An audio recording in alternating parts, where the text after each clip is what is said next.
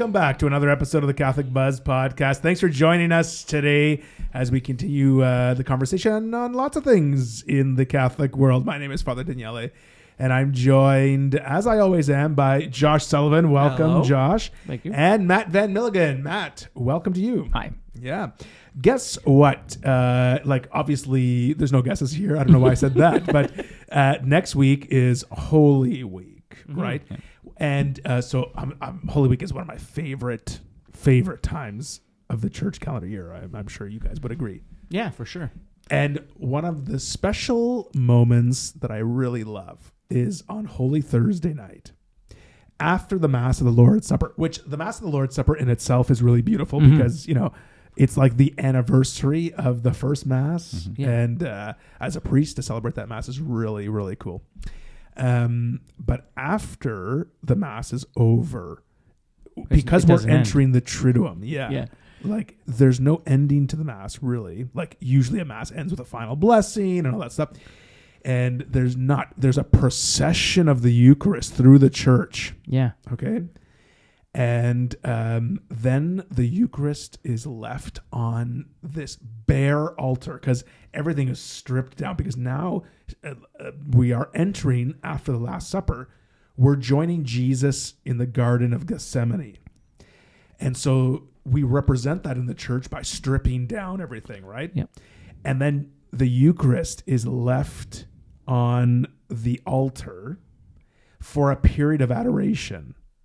And some churches do like an hour of adoration, which, okay, no. It's something. It's something. Yeah. And some churches do till Midnight. 11 o'clock, till Yeah, midnight. Yeah. Some churches do all night, you know. But that night is pretty significant, that we stay awake and watch with the Lord, because It's in the gospel? it's in the gospel. Stay awake with me. Can't you stay awake with me? Yeah, in the defense of those who only do an hour or a few hours, the disciples did fall asleep. So. That's right. Yeah. Yeah. And you know what? I must say, like the first year that I was in this parish, we did do it till midnight. Yeah. And between 11 o'clock and midnight, it was like me and the Lord by myself, which I don't mind. No, it's not a bad thing. But then every year after that, we brought it to 11 o'clock, 11 p.m. And anyways, why I bring this up is because not only is it really moving, like that night of prayer is really special. I stay in the church, and it's really powerful because we're joining Jesus in the garden. We're adoring him in the Eucharist. It got me thinking, like, this adoration of the Lord in the Blessed Sacrament is such a special gift that we as Catholics have. I don't know if we appreciate it as much as we should. I think because it's not a sacrament. I mean, the Eucharist itself is a sacrament, of course, but this is a ritual, and this is something, the source and some of our faith. But I agree with you, because it's not required to go to adoration. I think culturally, if we were in a cultural society of cultural Catholics and stuff, people don't go to adoration. Yeah, and like we invite people. We're like, hey, we're offering adoration of the Blessed Sacrament after Mass. We have a holy hour during this time. I know in our parish we have a daily adoration, right? And you invite people to that, and people go, that's nice. Like some people don't even know what that is. Like, what is he? Why does he keep inviting me to adoration? Like, what is adoration? I'm already at Mass. Like, you know. So I thought maybe we'd talk about that today, and what is adoration? Why do we do it? And why we should do it. I you know, as a priest, I remember someone in the seminary saying, like, you should be doing a daily holy hour. Priests should be doing a daily holy hour. I love it. And it really sums up like what our mission is. Yeah. You know, like our strength, our service comes from Jesus. Yeah. And so if we're not spending time with him, then like where are we getting our strength from, right? And people, like parishioners, I think I always encourage people to do an hour of adoration a week.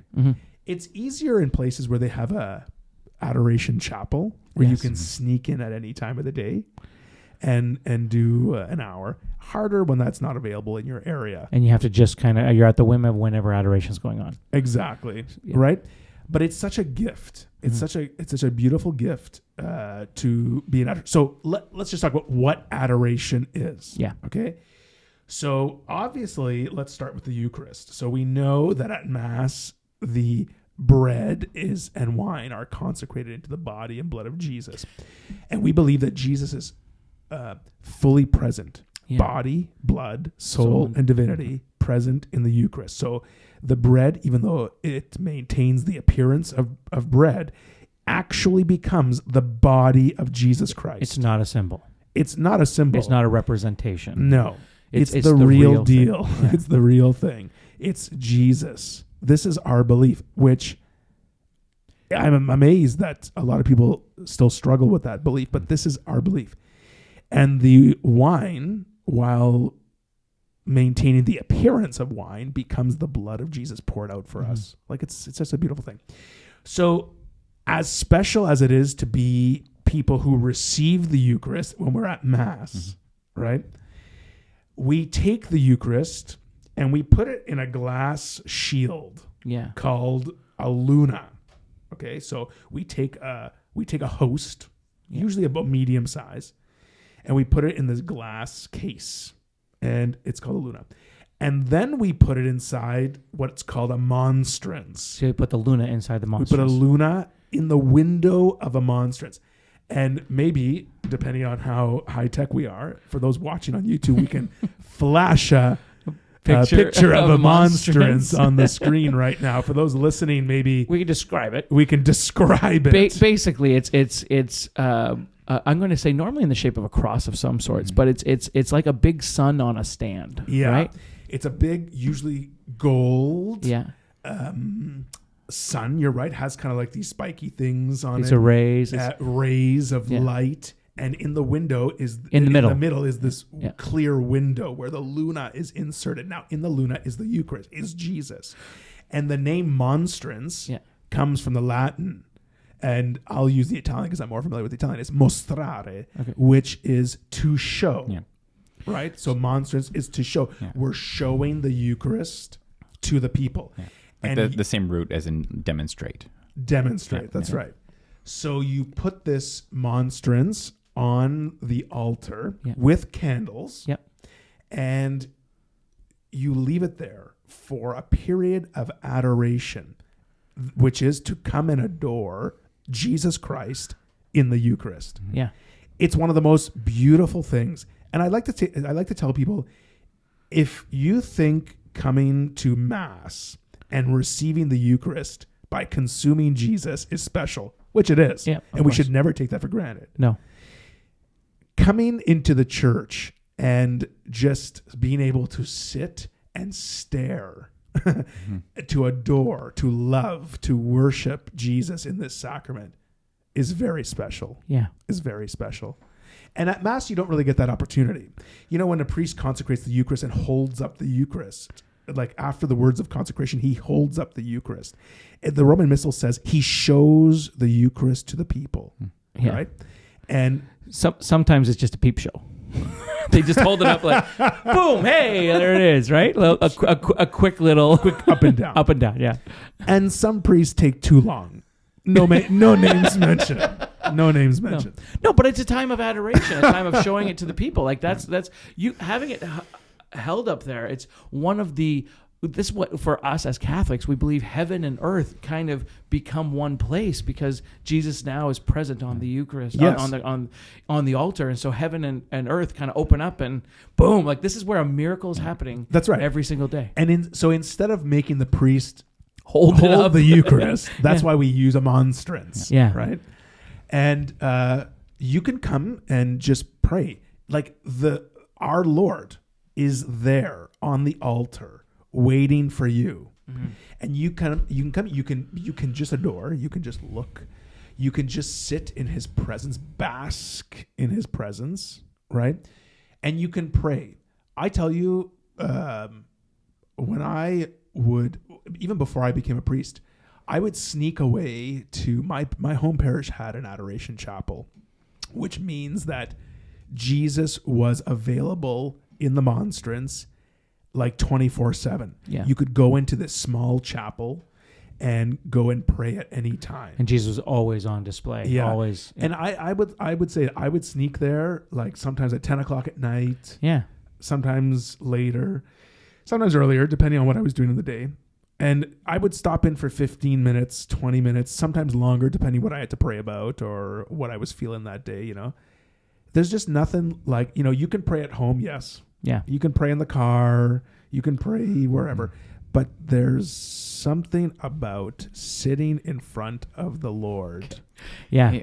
It personalizes Sure. the relationship with Christ. So like I can talk about this from like my background in Protestantism, that it's like and I've said in previous podcasts that like there's a risk, and it can become quite easy to hold your faith at arm's length. Yeah. To like, you know, over intellectualize it or make it some sort of distant abstraction that, you know, Jesus is this far off idea. What adoration does is it makes Jesus present.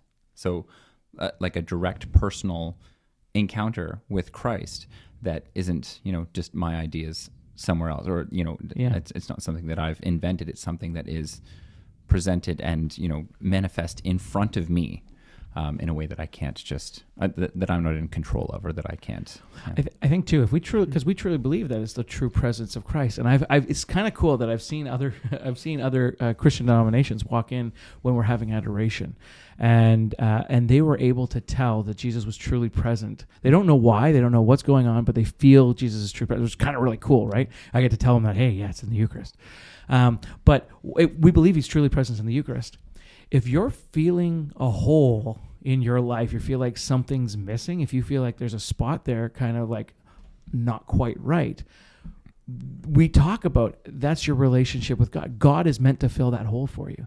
So it's to me, it's going to adoration a lot of times is going because I feel like I got a hole sometimes, and I go in and I sit down, and then that hole is full. It's not through the Eucharist by receiving the Eucharist per se, but it's just sitting there and being in the presence of God. That like that's the puzzle piece that's needed in my life. So sitting there in adoration is filling that puzzle piece.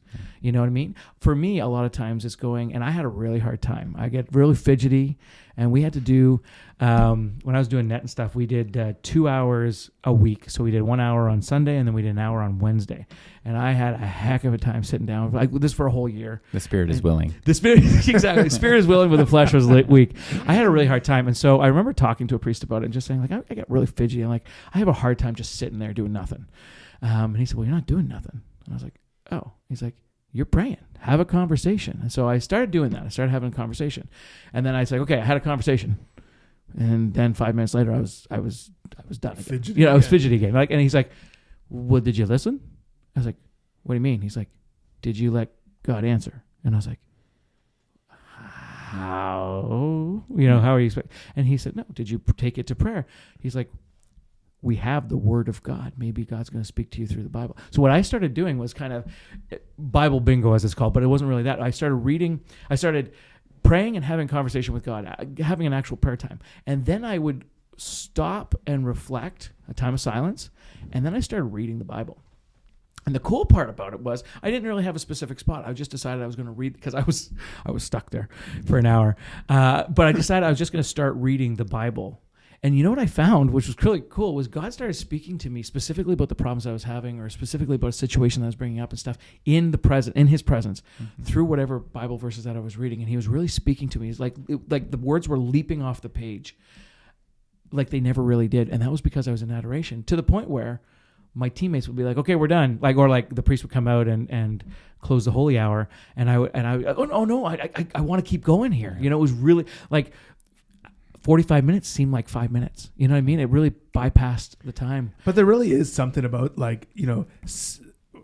when I must say it's at first it's difficult, like you're saying. But once you get used to it, because number one, we don't know how to sit in silence. Yeah. we just don't know how to sit in silence. And there are times of adoration that there's music involved, and there's sort of worship and whatever it might be. Almost a led celebration. That's right. And then there are just when you walk into the church during daily adoration, like when the church is just open and Jesus is present on the altar, it's quiet. It's quiet. And so we're not used to that. Yeah. So it does take an adjustment period. And I always say to people, just come in, start with 15 minutes, and do 15 minutes for a while until 15 minutes just isn't enough. That's what happened with me. I'd go in for 10 minutes, 15 minutes, because I knew I had to pray. And it was a distraction for me to pray at home or wherever it might be. So I'd go 10 minutes, getting antsy, out. Yeah. Then it was like, once I got comfortable doing that, it was like 15, 20, half an hour. Then time flies when you're in prayer and you're like, wow, I got to go. I'm late for wherever it is that I'm supposed to be, right? But start somewhere. Yeah. And I think just being able to sit there and pray in front of the Lord who is present on the altar, it's not something we're used to. Yeah. So get used to it, adjust to it, because there's put your phone away. Put the phone away. Yeah. Put now, sometimes I pray my Liturgy of the Hours in front of the Blessed Sacrament, so I will use my Liturgy of the Hours on the phone. Yeah. And some people will criticize me for that. No. But so some people will say, well, I'm praying on my phone. As long as all your notifications are turned off, you're on airplane mode, whatever like that, because a text comes in and you're like, oop, boom, and then you're distracted, or whatever it might be. But it's really important to go and pray in this special way. I know people who have said, I didn't know what adoration was. Mm-hmm. I know people who say, I didn't know that was the Eucharist in the Monstrance. I don't know what to do when I'm here. Mm-hmm. Now, there are particular prayers that people set aside, like how to make a holy hour or how to whatever. My advice is just to come and let the Lord look at you and you to look at the Lord. Be still and know that I am God. Exactly. That was a word that kind of came to me when I was really getting fidgety and everything else. And that was one of the first, I opened up the Bible and I was like, hey, Lord, I'm trying this out. I don't know. And it was be still and know that I am God. And I was like,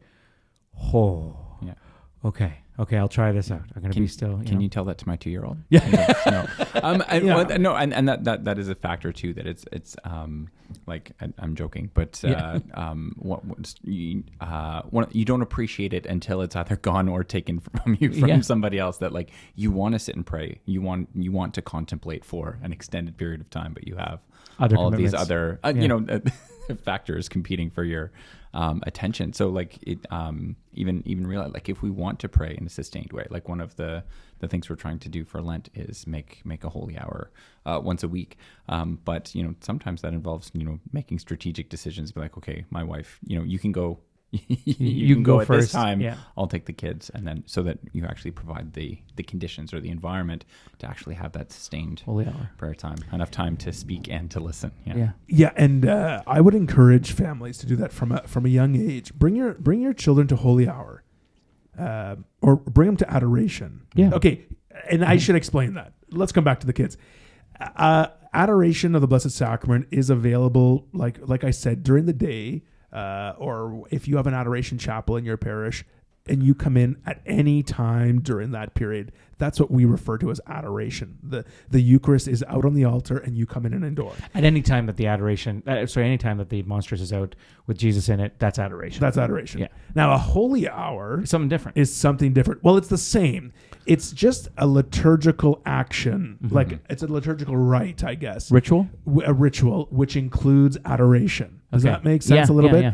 So usually when you're at an adoration chapel, when Jesus is always there, or daily adoration, when there's a certain hours that the Monstrance and Jesus are out, the Eucharist is put out there and then reposed or put away at the end. A holy hour is when there's led by a priest or a deacon, and they come out wearing the appropriate liturgical vestments. In this case would be a poncho. No. No, it's very specific though, right? Because is it a cope? It's a cope. And that's something that a lot of times I only know that more as an altar server. When I was growing up and doing adoration, an altar server a lot of times puts the cope on the priest. So no, the cope is the vestment that the priest wears. And then on top of that is what the altar server puts on the priest. It's called a humeral veil. That's right. It's called humeral veil. And so that's what the priest uses to hold on to the... Yeah, so a holy hour is in the context of a liturgy. So the priest comes out in his liturgical vestments. Yes. He exposes the Blessed Sacrament, which means the Monstrance is sitting empty on the altar. He goes to the tabernacle, takes the Blessed Sacrament, which is inside a luna, places it into the monstrance, puts it for people to, worship, demonstrates it for people to see. And then there's a hymn, followed by a period of silence, right? Silent prayer. And then at the end, there's another hymn. Yeah. There is benediction, which is where the humeral veil comes in. So the humeral veil comes in over the priest, and the priest covers his hands, and he picks up the monstrance to give a blessing to the people. Yeah.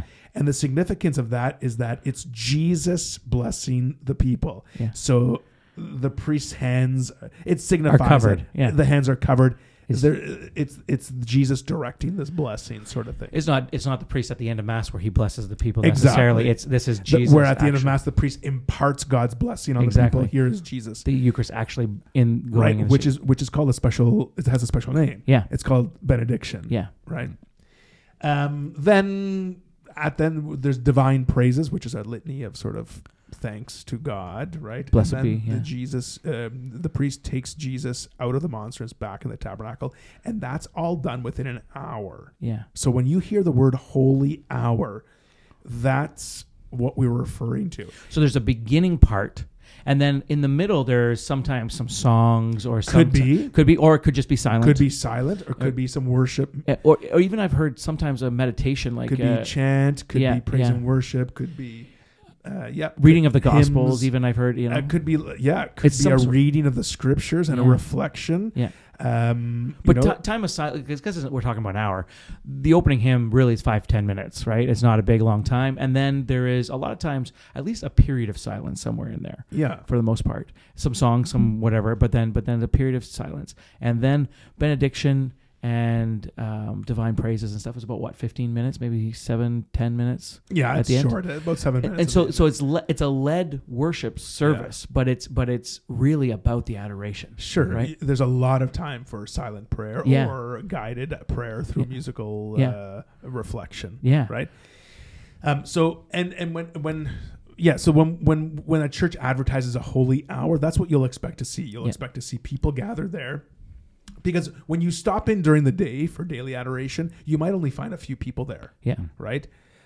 When you come to a holy hour, because it's a prescribed time for adoration, you'll find more people gathered together there. Right? And everyone's sort of praying at the same time. Yeah. And I really enjoy them in our parish. And I think people should make time to attend. And it's a good thing to do for Lent. Too bad we didn't have this conversation before Lent started, so we could suggest that to people, right? And you know what? We started by talking in the context of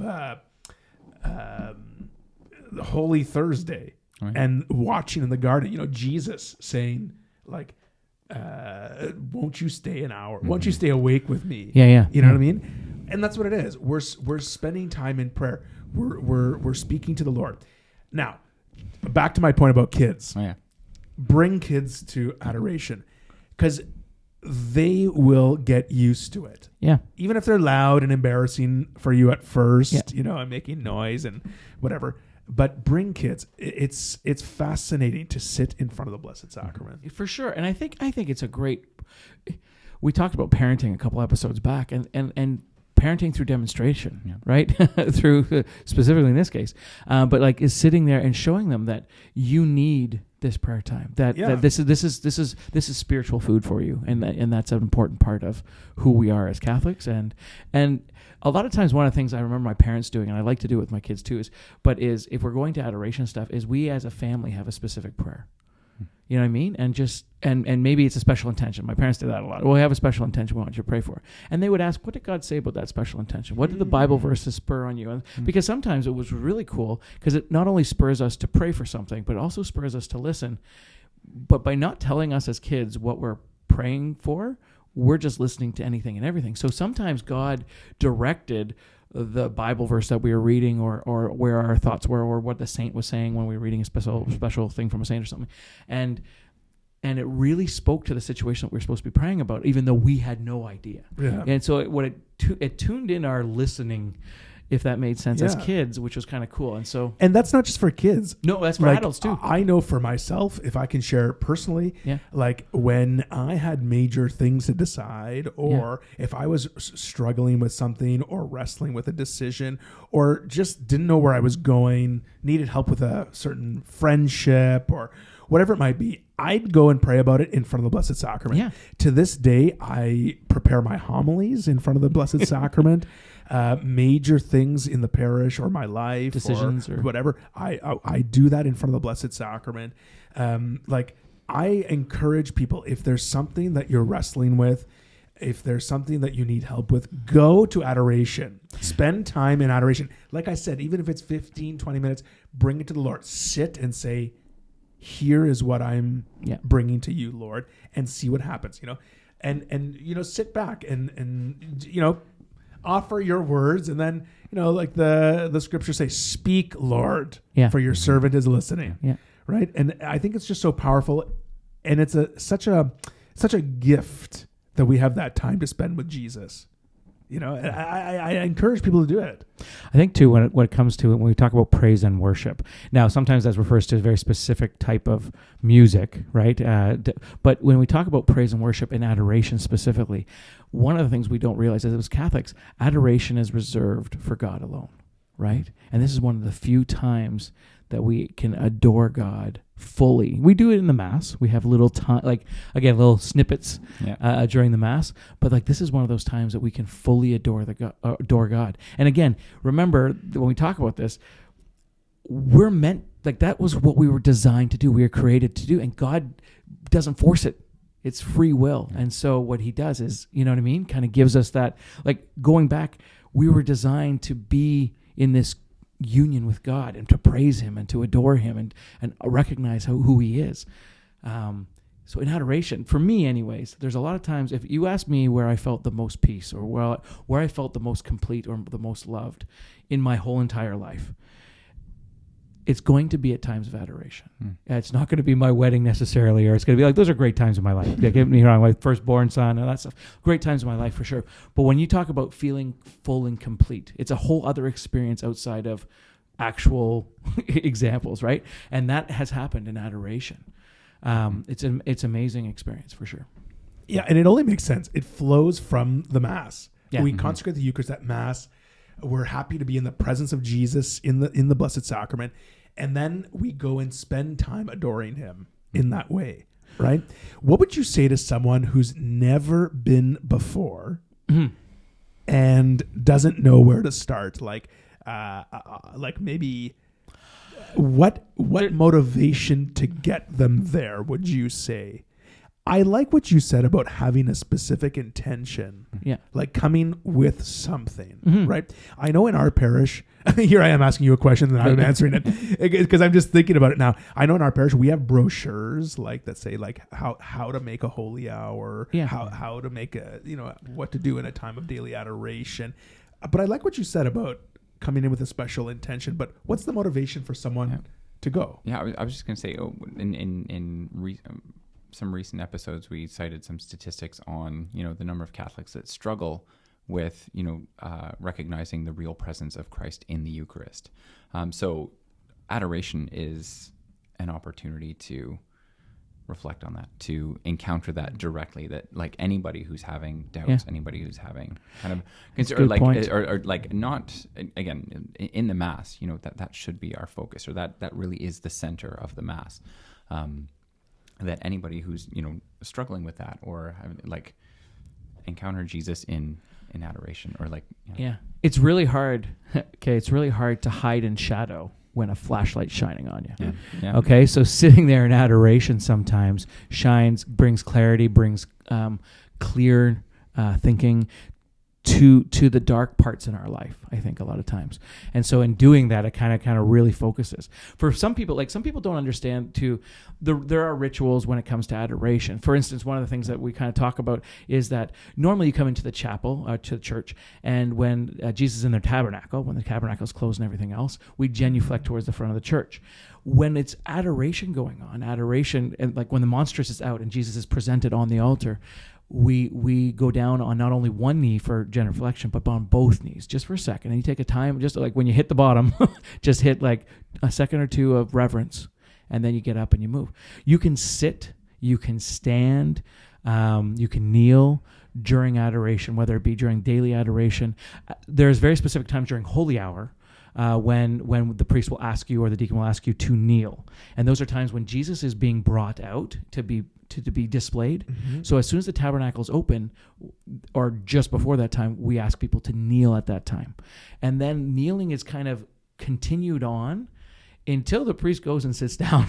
Really, I guess that would be a good judgment in Holy Hour, right? So you sing the O Salutaris or some song, and then there's a time of just quiet, and then you'll either be directed to do something, or maybe there's some music, and at that time you can stop kneeling, you can sit down.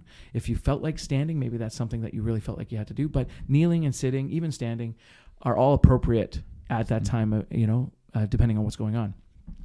And then at the end of Holy Hour, the priest is going to come back, normally to the front of the church, like to kneel with the community, if you will. And that's a time where you would kneel again. And so you would kneel again until after the divine blessing. Right. And so, and really until Jesus is reposed again in the tabernacle. So we've prayed now, you kneel, but that's really the only, I'm going to say, rituals that you would have to follow in coming to a Holy Hour, but also when you come into just a daily adoration. You come in, if Jesus is on the altar, you would hit both knees, and then you'd go to have your seat or kneel or whatever you want to do. And then when you leave again, you would again hit both knees, and then leave from that point. But reading the Bible, reading works of the saints, just spending time in silence. Yeah, that itself is like very, very cool. All appropriate. I want to suggest that I want people to think of a friend that they have. Think of someone that you love, and think about, maybe this doesn't happen anymore, when you used to pop in and visit someone. Yeah. Hey? Yeah. Like now you show up unexpected at someone's house, they get mad at you. Especially if you have COVID. Or they duck and hide under the windows or whatever. But like visiting someone is amazing. When you have a friend, you haven't seen them in a while, you go and you visit at their home and you spend time with them. I know as a priest, I visit people in the hospital. Their faces light up when they have a visitor. Yeah, for sure. In the nursing homes, in their homes, friends or family that I visit, they people light up. Well, this is an opportunity for us to spend time with our friend Jesus. Yeah. We come into the church at a time other than Sunday Mass, and we spend time in conversation with him. We spend time, could be just in silence, could be just sharing what's on our heart, what's on our mind, listening to see if Jesus is pointing us in a certain direction or speaking directly to us, And I think it's also a good opportunity for us, just when you're in the presence of someone, when you're with good friends and you're just in their company. Sometimes good friends, you don't even have to say something and you know what you're thinking or you're enjoying your time. Just to be in that presence, I think, helps us in many ways. Bestows grace upon us, can heal, can be very healing. I know at our parish mission that we had a few weeks ago for Lent, we had adoration after. People said, I've never been to an adoration before. I've never been. And they were moved to tears. One of the most touching times, and we do this at conferences, we do this certain times, is during benediction. So during that time of right before benediction, I should say, sometimes the priest will walk around in a Eucharistic procession, right? And so walk through the people, and standing in front of people, or just going very slowly past people. And this kind of reflects a lot of time of Jesus walking through the crowd. But a lot of times it's bringing Jesus from the altar, where we see Jesus in the Eucharist all the time. But taking it off there and making him very present and very real right in front of us. You know what I mean? So when you get that, that's where I find a lot of people have conversion experiences, is when you have walked, or not you, but the priest has walked the Eucharist through the people. Specifically when we go to Steubenville conferences and conferences with 2,000 or 3,000 youth, you know what I mean? This is a very touching and moving spot. And they take hours to do this. Like adoration is 2 or 3 hours at that point, because it takes so long to walk through 2,000 people. Right. But it's such a amazing experience to watch, not only from me as an adult now looking at the youth, seeing the youth's hearts change, seeing how God, just through that personal interaction with them in the Eucharist, God's changed their heart, changed their life in this small time of adoration. It's really cool. I think that any time when we're really close to the Lord like that, like you said, it brings the Lord really close to our face. It's an opportunity for a conversion of heart, right? It's like us and Jesus. Yeah. There's no hiding. There's no hiding. Yeah. Well, I'm going to sort of challenge people. Sure. If you're not already doing some sort of adoration period in your week, to try and make it happen. Like maybe start with what once every 2 weeks or once a month. Yep. And see where that leads you. I know that most parishes will have some times of adoration. A lot of times on Fridays, a lot of times on a lot of times at Friday days, because that just seems to be a day where they get people together. But sometimes like Tuesday evening, I think I know we have one here. We have Holy Hour here at Tuesday evening. And if you're living in a place where your parish doesn't have a time of adoration, like maybe talk to your pastor about maybe offering it. I know that some schedules change during the pandemic and things. Maybe it's time to bring that practice back to your parish. Maybe there is a chapel. Maybe there's an area in your church that can become an adoration place. But I think it's really good to take that time to make it a point to say, hey, I'm gonna drop in on my friend Jesus, just like I talk to my friends, my family, whatever it is. I'm going to drop in on my friend Jesus and see what's going on. Because oftentimes it's not about us keeping him company. No. Right? It's about him listening to us. Yeah. Now, I know recently there's been a movement with the pandemic. Everything's gone online. Yeah. What about online adoration? People watching on YouTube, because there are YouTube channels that have perpetual adoration. They just have a camera in front of the Blessed Sacrament. I know that when I was doing an online course with some other priests a year or so ago, it was okay, now we're going to take a period of adoration. And they switched to this YouTube channel and it was us. I mean, for me, it was, yes, I am staring at the Eucharistic Lord, but through a screen. Yeah. Yes. I still was reverent. I wasn't eating potato chips or sipping on my coffee or, whatever it is. I still tried to have some reverence for it. Yeah. Can I offer an analogy there? Please. It's when my wife and I started dating, we lived in different cities and we would video chat in the early stages of our relationship, and thankfully we valued kind of direct encounter and face-to-face communication and spending time, just actually spending time in each other's not company. Talking, just spending time. That we actually saw each other every couple of weeks, but the ability to video conference, the ability to see the other person on the other end of a computer screen helped. There was value there. Yes. To build our relationship, but the value was limited. Yeah. And that a lot of times, things may have become a little more strained than they were towards the further we got from having a face-to-face kind of interaction. That yes, there is value to the EWTN adoration where and anybody can just perpetual adoration. You can tune in. People have comments. It can be a good prayerful experience, but it is a degree removed from that direct encounter with Jesus, of taking the time to spend time just in the presence of Jesus. Agreed. And I would use the same principle that we talked about with online mass. Mm-hmm. It's better to be there. Yeah. It's better to go and be there. It's sure video serves some purpose. But I in the right context wouldn't use it as my norm. I wouldn't use it as my norm. I think even if you couldn't get there for adoration, because we're talking about this, even just spending time in front of the tabernacle when Jesus is truly present there. Yes, thanks for mentioning that. That's very that's true. If Jesus is still present, he's still there, right? You can't see him necessarily, but he's in the tabernacle, especially that little red light. If that little red light's on, that's what it is. Yeah. But just sitting there in the church with Jesus truly present there. I know that I've done that sometimes because I have keys to lots of different churches. And but when there's something I'm struggling with or anything else, and I'm on my way home from work, I can just quickly stop into a church, and then I'll just sit there for 5-10 minutes in prayer. It doesn't have to be adoration necessarily when you're struggling. It's Jesus' true presence is there. Now, it is a lot more powerful, I find, sometimes when it is the true adoration, but he's still present.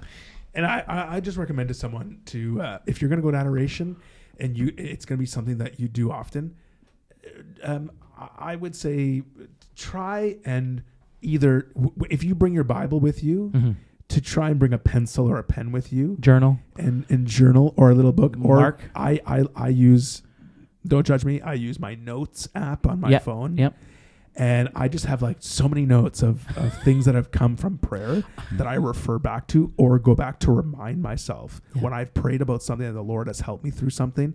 It's like, no, go back and read that because that's already been something that the Lord has moved me in a certain direction. Highlighting in my Bible, I have three different. I had one little pen one time, and it had like the 3 different colors: blue, yellow, and pink or something. And I highlight depending on how it's speaking to me. This is me for me personally. This is for me in ministry, and this is for me. These are regular things that Jesus said that I might want to look up one day. That kind of thing. Exactly. And so these are like famous Bible verses or whatever. That's blue. But the other ones, and so it's really cool to kind of go back over after an adoration time of adoration. I've got these things, and then I go back and see what's going on and go, okay.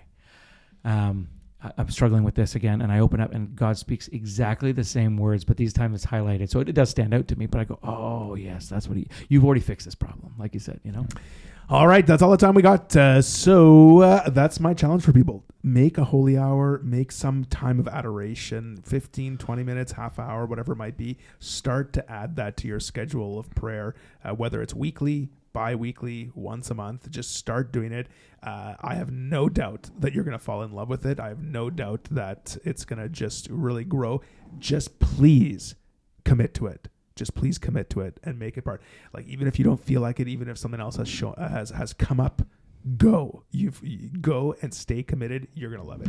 That's all the time we got. If anyone has any questions or follow up to this discussion, give us an email. Send us an email at askus@thecatholicbuzz.com, or you can drop us a line on our Facebook or Instagram pages as well. So for Josh Sullivan and Matt Van Milligan, my name is Father Daniele.